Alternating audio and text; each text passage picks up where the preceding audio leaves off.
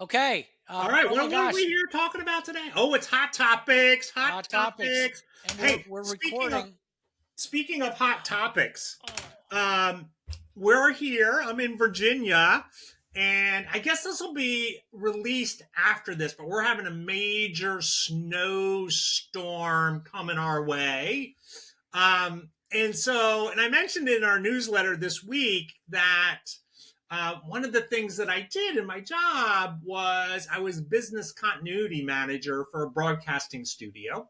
Hmm. And one of the things that it was designed to help in a crisis emergency. But it started because of a snowstorm like the one we're getting now, right? So think about a broadcasting studio that has to be out 24/7, right? So you can't stop it, right? It's this machine. You just can't be like, oh, we're going to close down because of the snow. And so we used to get major snowstorms, like 20 inches of snow.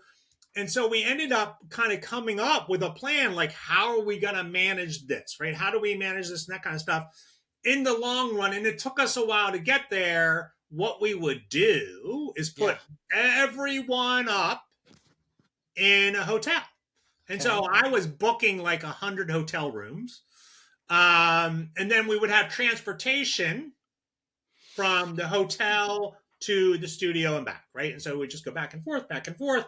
And so after a while, we got really good at it and was really good. But now think about that from the HR perspective, Yeah. right? Because now, if you have a business, let's say you have a business, Chuck, you got Chuck's Fishing Charters, and it's snowing down there in the Keys, right? First time ever.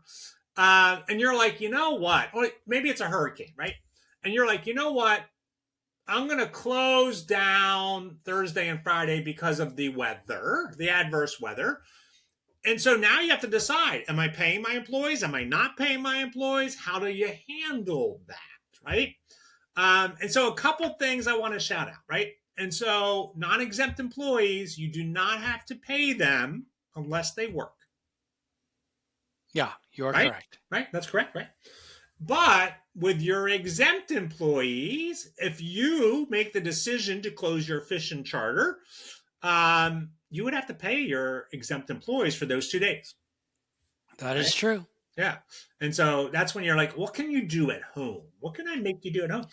Right. But then you have a no, you have to work from work policy. And then they're like, ah. But so I think that's an important thing to kind of think about is pay and how do we do it. We had individuals that would work like 60 hours, Yeah. like 3 or 4 days. And so managing the overtime. And then the other thing is if you're thinking about, we're going to give everyone a bonus, right? Is it a discretionary or non-discretionary bonus? Because if it's a non-discretionary bonus, it would have to be included in their regular rate, right? All of Yeah. that kind of gets calculated. But the other thing that you have to think about is OSHA and safety. Yeah. And so are you plowing your parking lots? Are you shoveling your sidewalks? All of those things need to be done and taken care of. And so it's impacting like 30 million people. Think about all the businesses it's impacting as well. And so ice storm, sleet, snow, cold, you really all have to think about that, right? And so it's kind of a hot topic for me, and especially the people in the area around me. So that's my first hot topic of the day. Yeah. Well, it is. It is a hot topic. Cold weather. Yeah. Cold Well, weather is a adverse hot weather, topic. right? Yeah. Hey, we have cold weather here. It's called snow days, but they're actually hurricanes. Oh, yes. So Yeah. I get the same thing. Adverse weather. Yeah.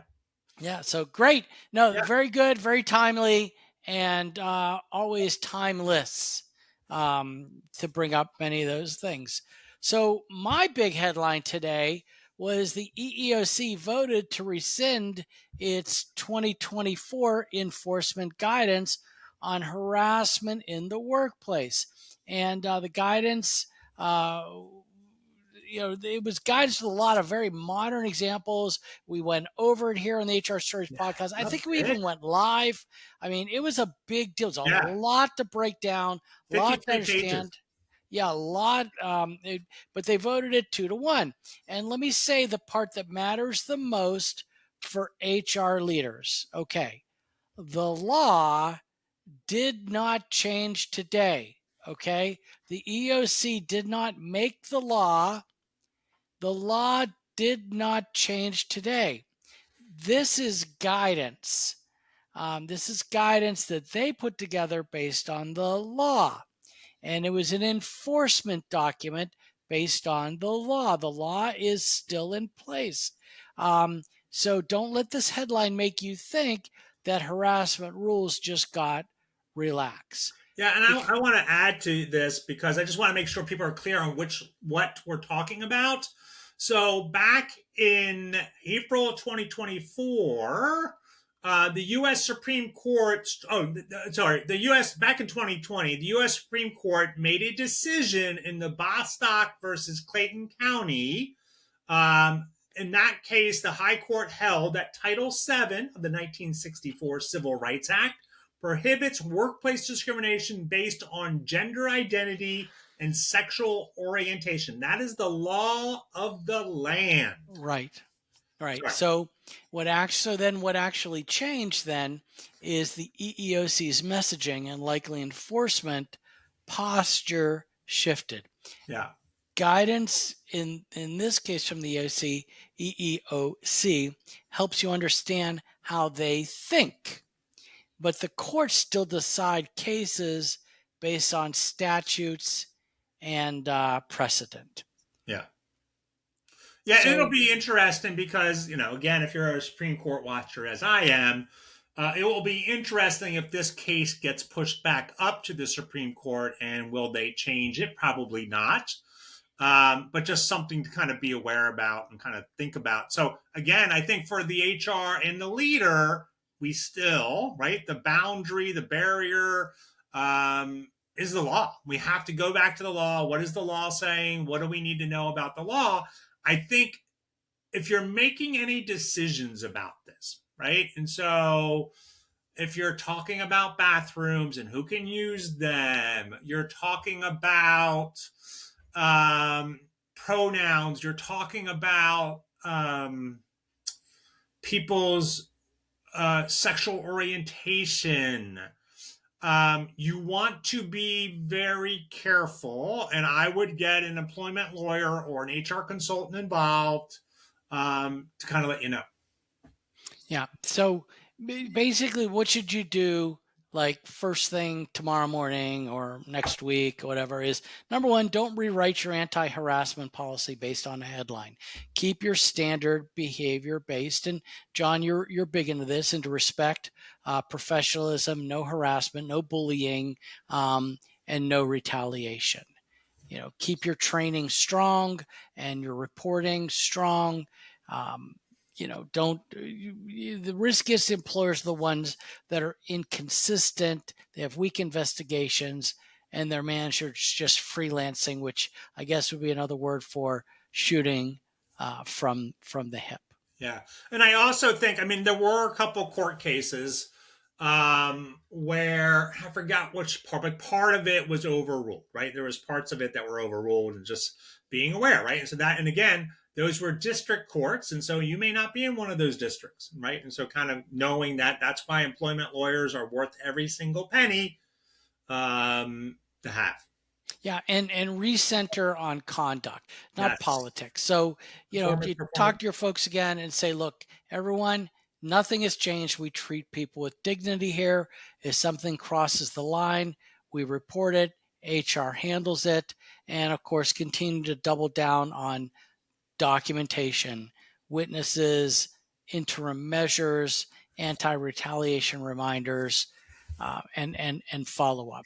So if I had to give a one sentence takeaway about this in the news is that EEOC guidance may change, but your obligation to prevent and respond to harassment does not.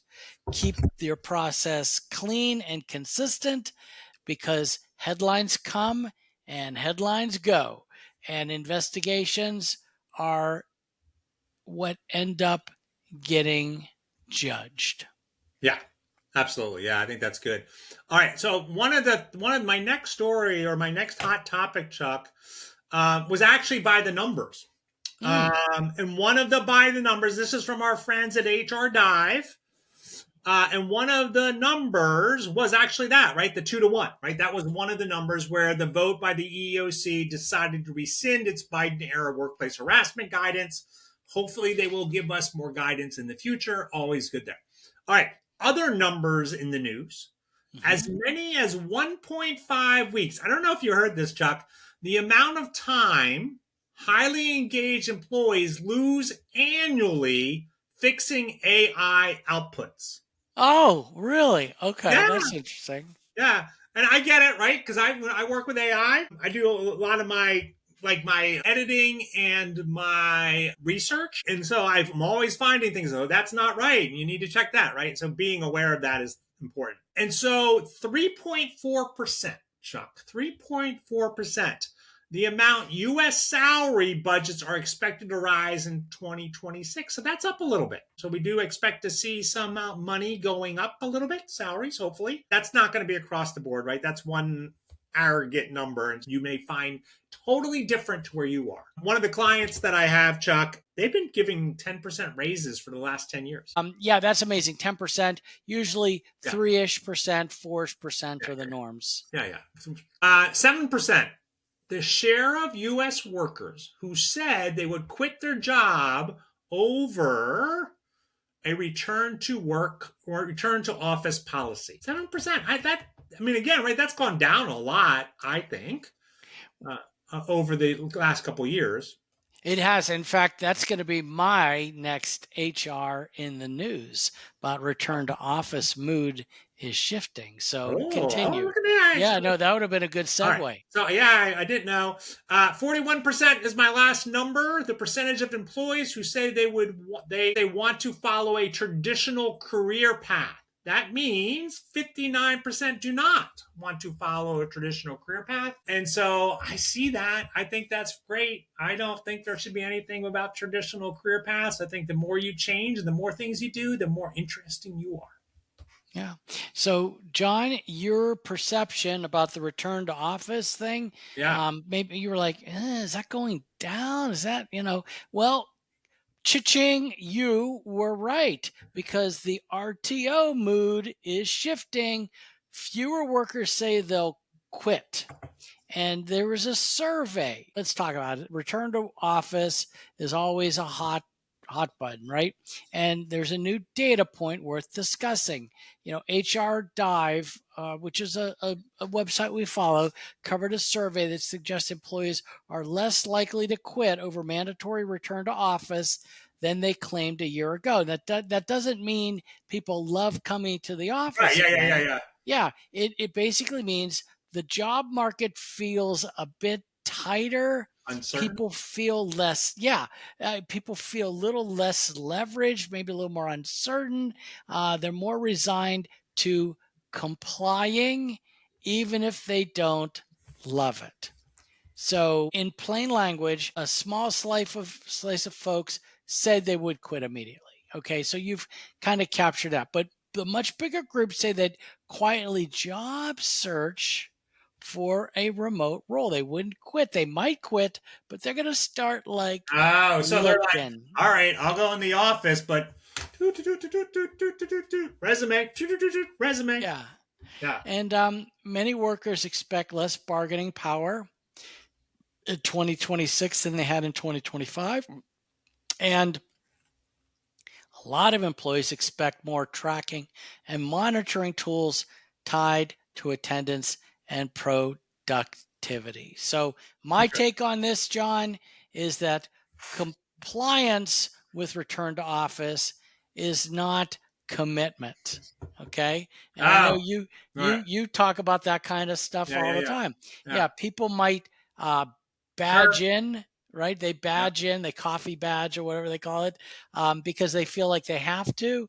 But if you don't manage the rollout well of the return to office, you're going to get quieter, attrition, lower engagement, and bigger us versus them kind of vibe. That's So, interesting. One of my yeah, friends, they had a return to work policy where you had to punch in, I think it was 2 times a week or something like that. But so he would go in, punch in, and then he would go home. He lived yeah. 5 minutes from the office, right? And he would still work. He did all his work, but he would just go punch in and then he would leave because there was no punch out part of that. They've Oh, now yeah. they've now Okay. changed that, right? They got smart and go, oh, well, people are not there, right? Well, my last story is interesting because it kind of relates and kind of doesn't. Here's the headline. Will 2026 be the year of the great turnover? Mm. And so what they're saying as 2026 begins, hiring hasn't slowed, it has become sharply more selective, revealing deeper structural shifts beneath the surface, meaning that although there's all this economic pressure, companies are being much more selective on who they're hiring and when they're hiring them. But to your point, Chuck, people are looking, right? They've kind of been in this role for a while. At some point, there's going to be this, I want to say burst the bubble, but there's going to be just this release. Like, I got to get out of here. I tried this for Yeah. the last 2 years. I just trying to put up with it because everything was so uncertain, but now I'm just going to have to make the jump. And so they did an interview. Resume.org surveyed 1,000 U.S. hiring managers and found that 92% companies plan to hire in 2026, with 86 expecting to hire as early as Q1. Mm-hmm. At the same time, 55% of these companies also anticipate layoffs this year, right? And so Yeah. you got 90% oh, we're going to hire, but at the same time, they're going to lay off people, which means they're looking across their organizations and making surgical cuts where they don't think that's going to be profitability, that's going to be selective, and then they're going to hire in those other areas in there. Yeah. And so it's not like a collapse of work, right? It's not like everyone's going to be turning. But I think what people are doing is looking for the jobs that will future proof them as this economy turns, right? And there, again, my finance folks are like, something's got to give, something's going to happen at some point, and we're going to be hit by that. Maybe this year, maybe next, maybe the year after, but we're going to be hit by that. Yeah, I don't know. My barometer is how many HR jobs out there are there, and there are still a ton of HR jobs out there, on-site, remote, hybrid, all Yeah. different industries. I'm actually shocked at how many pop up on my feed every day, every new job. So that's my barometer. Because once the HR jobs start going away, I think other things start trailing. Yeah, did you notice or did you see, is there a trend of type of, Yeah, a lot of tech, Suzanne, high tech, and sorry. healthcare. High tech and healthcare. I see a lot of high tech, some AI companies out there. I see some expansion companies expanding, companies you never heard of. You don't even know what they do, Yeah, but they're expanding, they're growing. yeah. Maybe a lot of private equity money coming in to some of these things. So But are they, there's are stuff they, happening. are they HR coordinator roles? Are they director roles? Are they general manager? Higher. Up, higher, manager and above. Okay.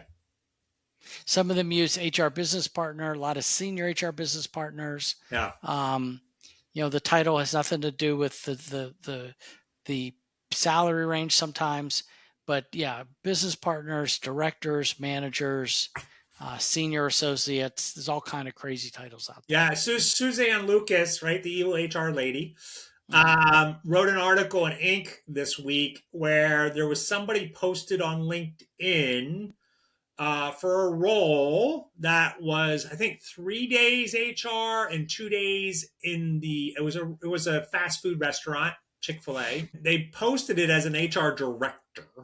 and it Oh, was being paid like $21 an hour, and everyone happened to see it, jumped on like that's ridiculous, an HR director shouldn't be making that, they shouldn't be doing this kind of stuff and making the fries with your job. So that's why I was wondering like what were the titles and that kind of stuff. I don't know. I could see somebody taking that and getting the title of HR director and using yeah. that to move up in the organization.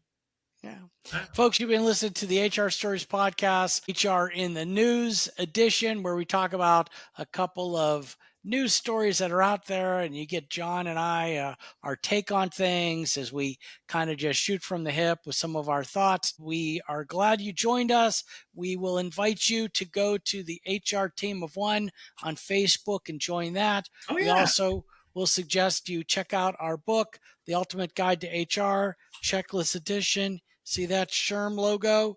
That thing says good for 3 SHRM credits.